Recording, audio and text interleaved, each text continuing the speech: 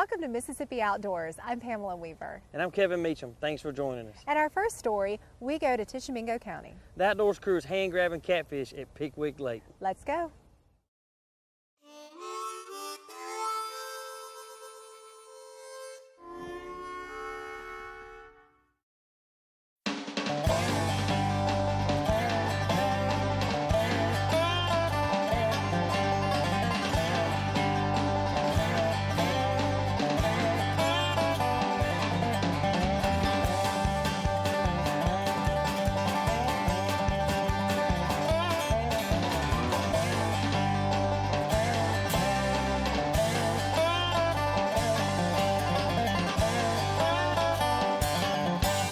Folks, today we're on Pickwick Lake hand grabbing some catfish. This is our 6th annual trip up, fishing with some legislative friends of mine.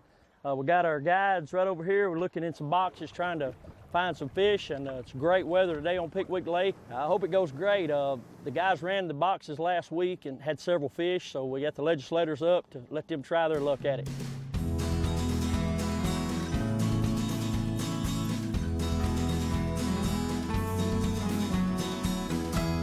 This is a trip that we do each year.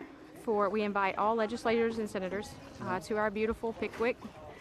We think it's our jewel in the north part of the state, so we love to invite the rest of our colleagues. And what we do is we give an opportunity to see what the terrain is like, what the lake is like, and an opportunity to catch catfish. And as Bubba will tell you, we don't use poles here, we use hands. So it's a rush, it's an adventure. Every legislator or senator that's ever come, they enjoy it. We have some repeats, and and our goal is to have even more. Not only do they get the opportunity to fish, but we get an opportunity to show them our districts.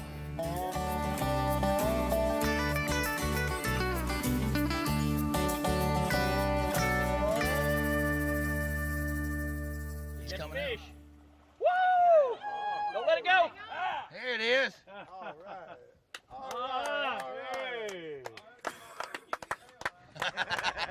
Representative Vince Mangold just caught the first catch of the day. It was about a 20-pound catfish. Turn this way, Vince.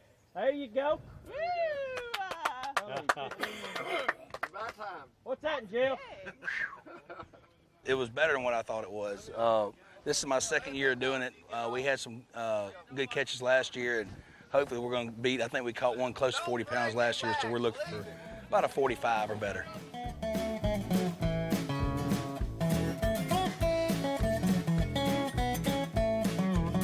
Just picture a 4-sided box with a hole in it. It's wooden, and that's what they're checking right now. They cut a hole in the top with a saw, and it's probably 12-inch hole. And the one guy, you can tell when he goes underwater, he's taking his foot and he's checking the box, what we call checking. He's taking his foot and sweeping around in there to see if there's any fish. And he'll tell immediately if there's a fish. One will either hit him on the leg or bite him or something. Well, he don't want to take his leg out of the hole because the fish will swim out real quick. So he keeps his leg in there. He'll tell Vince when to go in, and Jeff will take his foot out if somebody takes their arm and goes in, and that way the fish can't escape. Hold him, John! Hold him, John! That is a fish. That is a... He wins. 30, 35 right there. Outstanding work, Corley. Somebody shoot Caroline that picture. Old primitive way, the people used to do it in creek runs. They'd do logs and stuff. They would go in a log, a hole, in those fish. But this is more, I guess, more modern, and it's they're spawning, laying their eggs, and then the male will go in and guard the eggs, and that's what you're probably gonna get today is more male fish. Get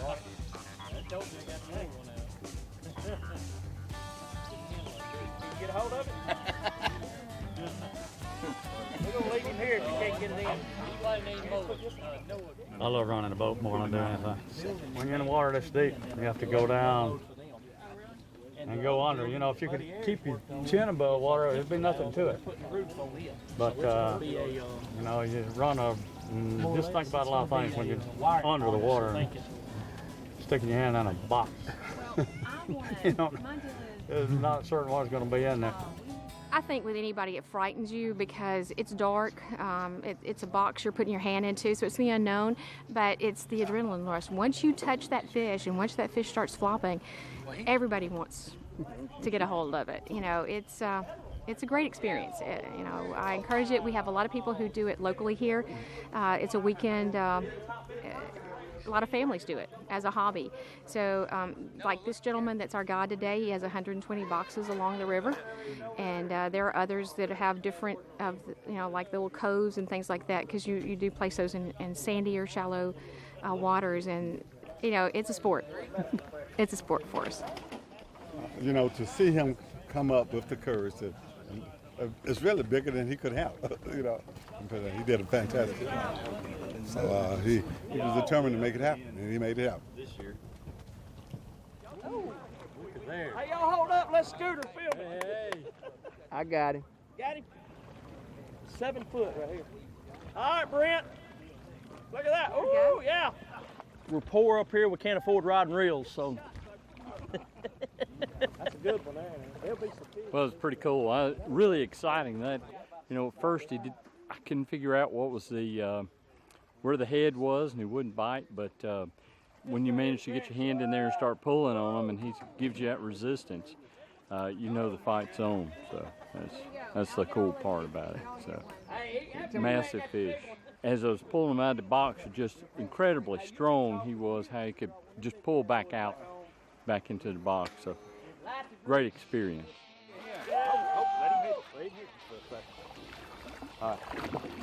That's a good looking fish. Wow. Wait for my face. Mimi, hold on, wait for Mimi to take pictures. Wait, Mimi. Turn around.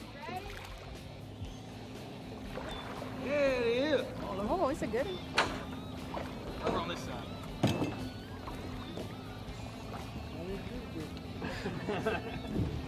He's a little bigger than I thought he was. He's been cut up, look at him. Yeah. He's Get out of that box. He said, Bubba got me.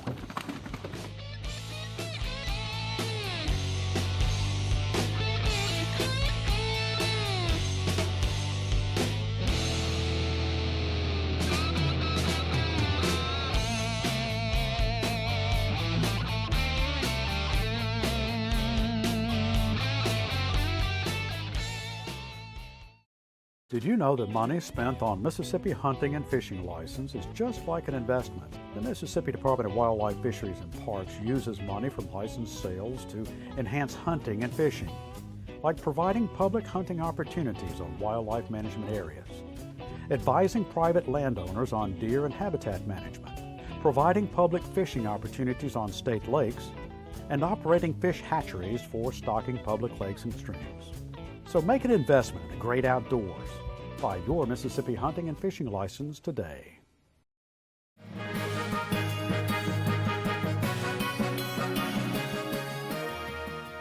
Tree stand falls account for over 90% of Mississippi's hunting accidents.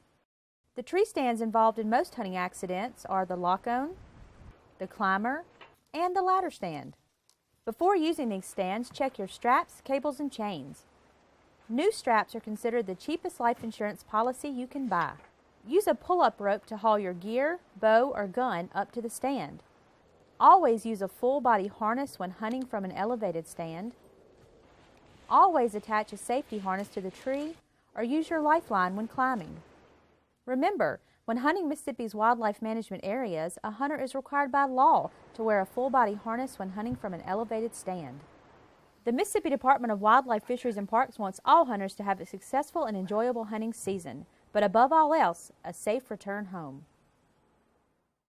In our next story, we're headed to Yazoo County. The Outdoors crew is attending a celebration of the historic Teddy Roosevelt bear hunt. Then next, we're headed to Muscadine Farms WMA for a youth duck hunt.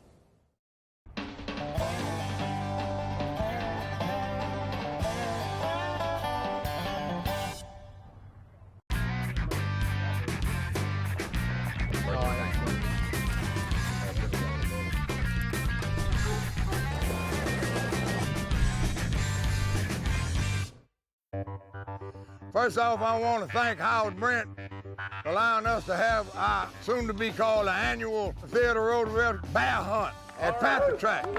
Yeah! I want to welcome Simon Roosevelt, President Theodore Roosevelt's great-great-grandson. I want to welcome Huger Foote. That is Huger Foote's great-great-grandson that sat on the log with his great-great-granddaddy when they decided to go back to the camp to get a bite to eat. But it was when they were gone that old Collier ran the bear by the very log that he told the president to stay there till he got back. He grabbed his rifle, hit the bear upside the head, busted his skull, stunned the bear, took his lasso, lassoed the bear, tied him to a tree, called the president on the horn to get in here quick, there's your bear, because the president refused to shoot a tethered bear. And from that, a cartoon came, and from that cartoon of a little bear cub that they called Teddy's Bear became known as the Teddy Bear, and that was the beginning of the Ideal Toy Company. That's right, yes, I remember in the Hope Collier and Teddy Roosevelt bear hunt, and we're kind of just gonna do it as a hog hunt. We had a great time last night, fixing to start this morning off, hunting a wild hog.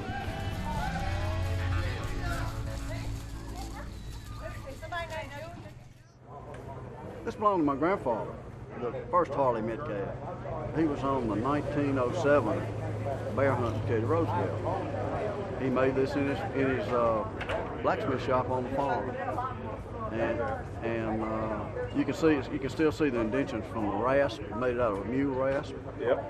See those on the blade, and the handle was about to come off, and so my father had a guy put another handle on, and he put two little dots of welding on there.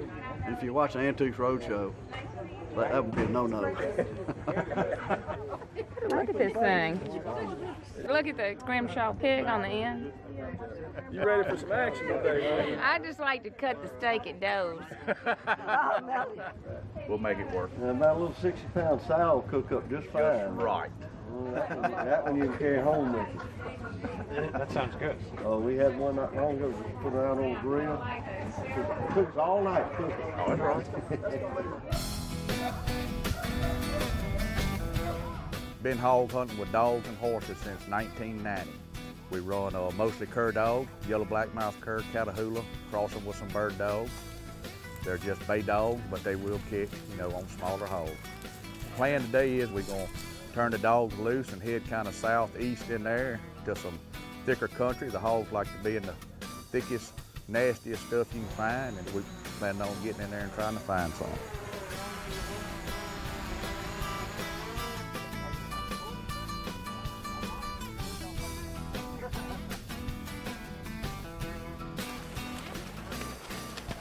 Where they at, Jay? I found one, y'all passed. I know it. I don't know what happened. The dogs went one way and we went another.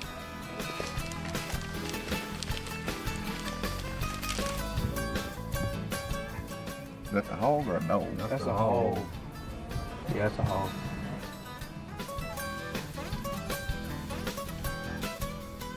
Sows and shoats and stuff like that are going to squeal, and dogs that got him caught when they're squealing, you can ride in there and not have to really worry about a bad hog, but big hog's going to back up and fight, and he may run a ways, and he's going to back, he's going to just stand his ground. Most big hogs are.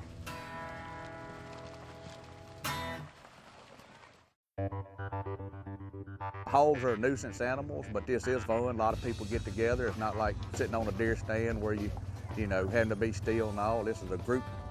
You can look around here and see all the people, and it's just fun, Connecting with my ancestors is what it feels like, and all of us together doing it is a profound thing, really. Well, I've always been a TR fan, and since I was a little boy, and I think most of us as little boys that ever had a teddy bear or any child that's had one realizes this is where it started, very near Owen, Mississippi. We're celebrating that great event we think is part of Mississippi's rich history and just enjoying the great outdoors today. For over 70 years, Mississippi Outdoors magazine has served the readers of the Magnolia State. The magazine contains interesting features such as wildlife photography and soul lunar tables. Subscriptions to the magazine are very inexpensive, and when you subscribe, you'll receive 6 bi-monthly issues containing articles on hunting and fishing in the state, public lakes, state parks, and our wildlife management areas. For more information, call our toll-free number at 1-888-874-4649 5785.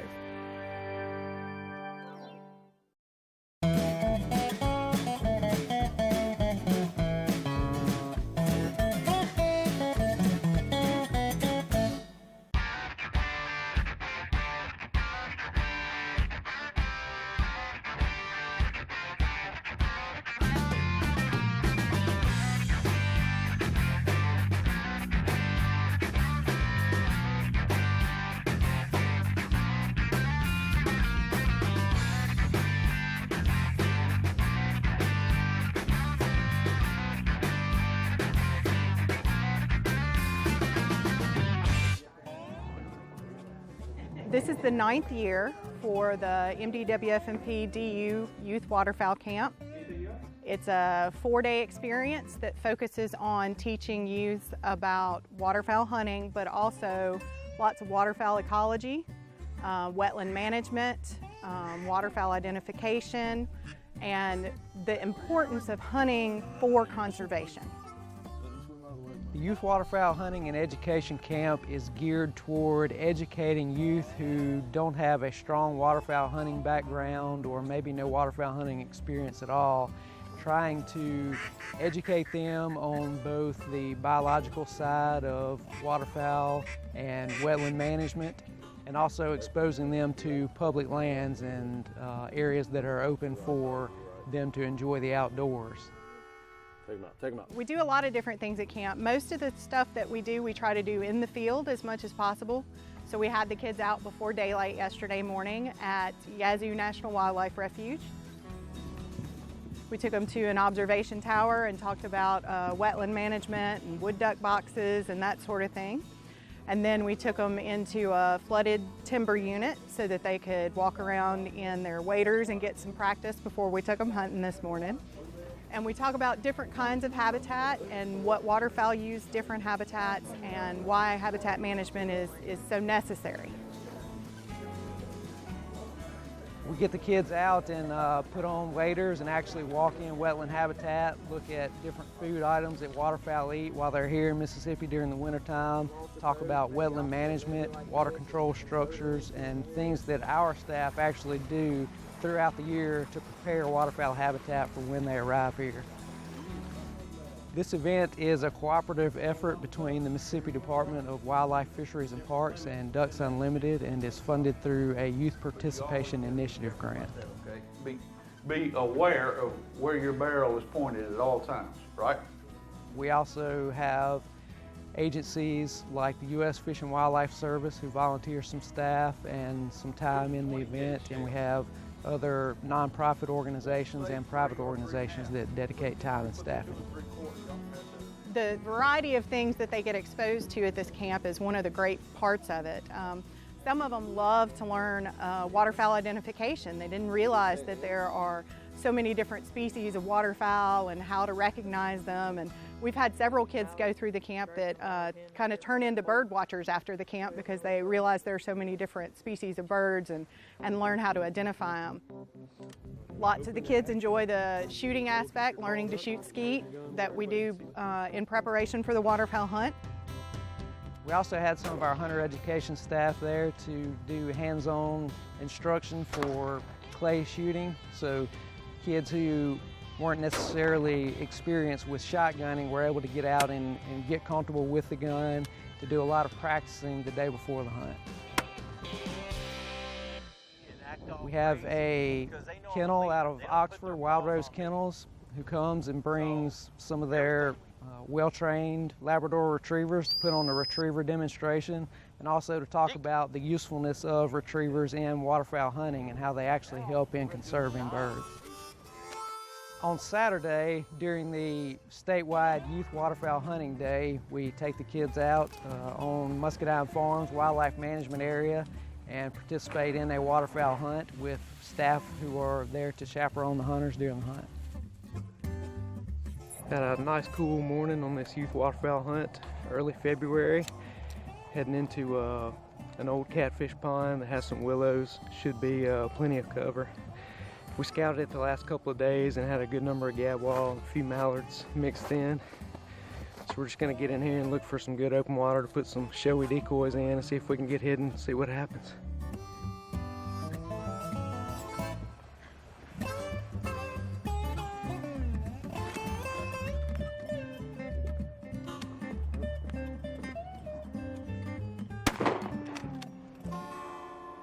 Of course, we have a lot that really enjoy the hunt, the thrill of the hunt. We end up with a lot of kids that, whether they've gotten a duck or not on the hunt, they get eat up with it. They love it. They love spending time in the blind and watching the sunrise and watching the ducks fly, and they just really have a good time. Fist bump. Boom, boom. We had scouted birds the previous 2 mornings leading up to the hunt and had a good idea of where birds were using different areas of the wildlife management area. Luckily, we had enough staff to separate the kids out into multiple hunting groups, so there were some who did have quality shooting opportunities. And I believe every camper did have the opportunity to shoot at a duck. So it was a successful morning altogether. I should have shot, but I hesitated. All of the organizations involved have a vested interest in this because we all have the goal in mind, and we all have the need of passing along our waterfowl hunting heritage.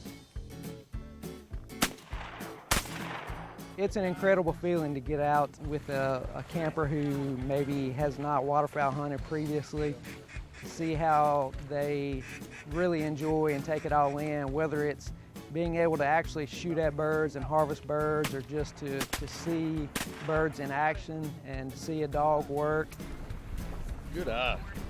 Even to walk in a wetland for the first time in waders, things like that we take for granted a lot of times as waterfowl hunters, but to see a kid experience that for the first time is a really special experience.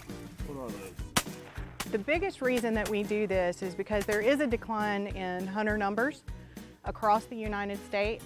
We don't set out to make these kids waterfowl hunters for the rest of their life. The big thing is for them to understand the importance of hunting for conservation. In North America, hunters pay for conservation, and lots of people get to enjoy it. Bird watchers and kayakers and lots of other people enjoy the nature and the public lands that mostly is paid for from hunting licenses and fees and taxes on ammunition and that sort of thing. And so getting the kids to understand the importance of hunting is really the goal here. Take it.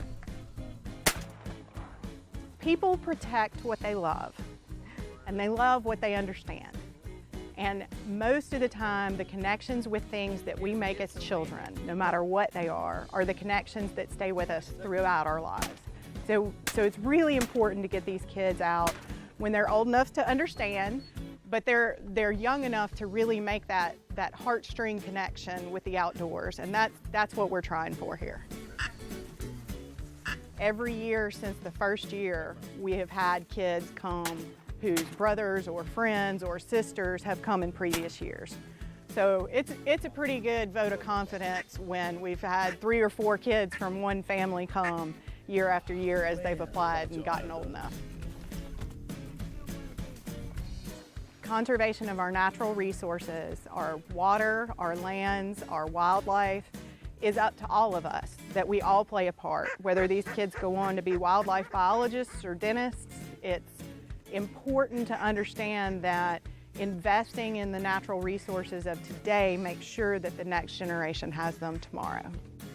So we accept applications from kids aged 13 to 16 with the understanding that those that are 16 when they attend the camp cannot hunt waterfowl that day because it's a youth day only during the season. MDWF&P hosts the application online on their website. The applications are usually available in November or December, and then there'll be a January deadline.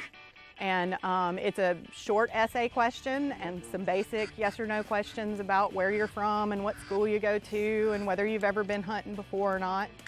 Once the application period closes, we look over the applications and make the selection. We can take 15 kids each year. We need one more to have 2 limits. Hey. Woohoo! Team Tika rules the camp again. Hey, that's all the time we have for this week. Hope you enjoyed the show. Join us again next time for more exciting adventures. Until then, I'm Pamela Weaver. And I'm Kevin Meacham. See ya outdoors.